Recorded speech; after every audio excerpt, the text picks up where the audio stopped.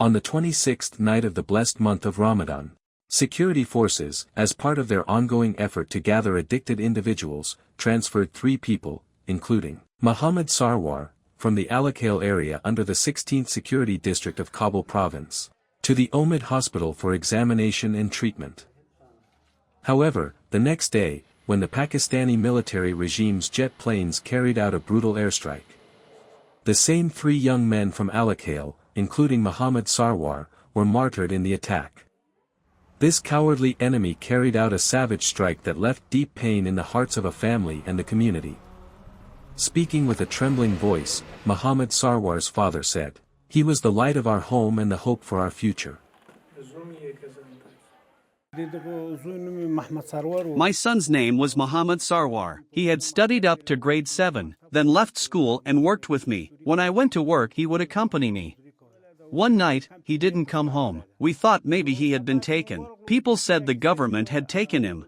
The next day, we went there, but the events had already happened that night. My brothers asked questions that night, but they didn't tell me anything.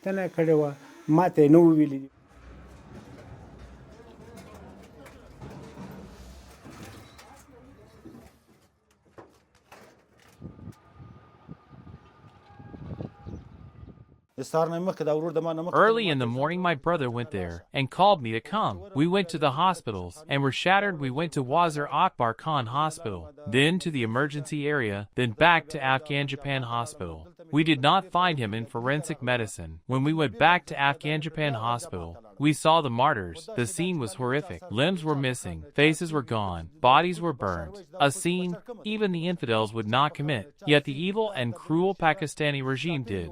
They talk about human rights. What kind of human rights is this? Is it only for women in Afghanistan? Human rights organizations must ask why Pakistan carried out such cruelty. Why did they martyr these innocent people?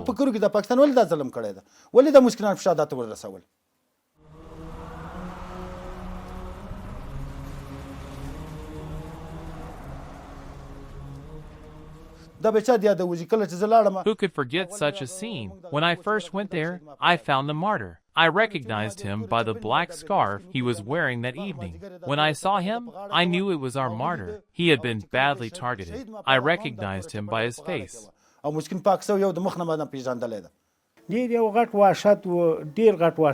It was a terrible and horrifying scene. When the photos of the martyrs were sent, I swear to God it broke my heart. My son's body was mutilated. But what can we do? Such is life.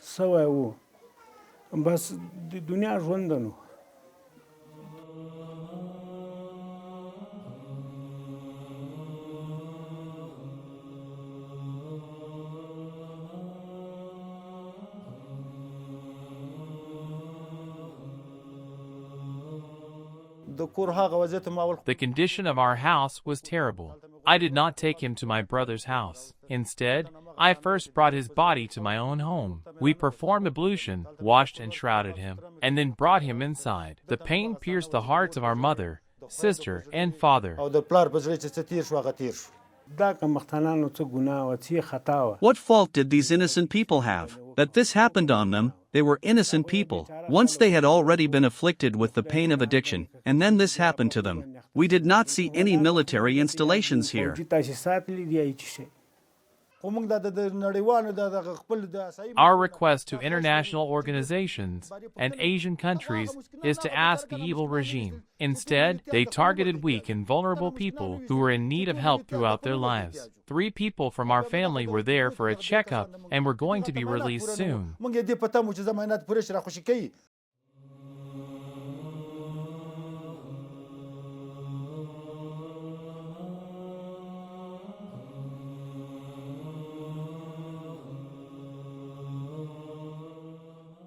The scenes I saw, every martyr's face in front of me, and no one could recognize their own. They had to search for any signs on their bodies to recognize them. Otherwise, they would not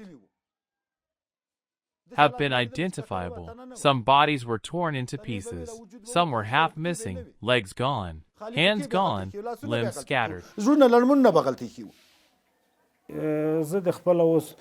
Now I have pain in my legs. I cannot work or do labor anymore. I used to work as a laborer. They have left me powerless and unable to work. May Almighty Allah do the same to them.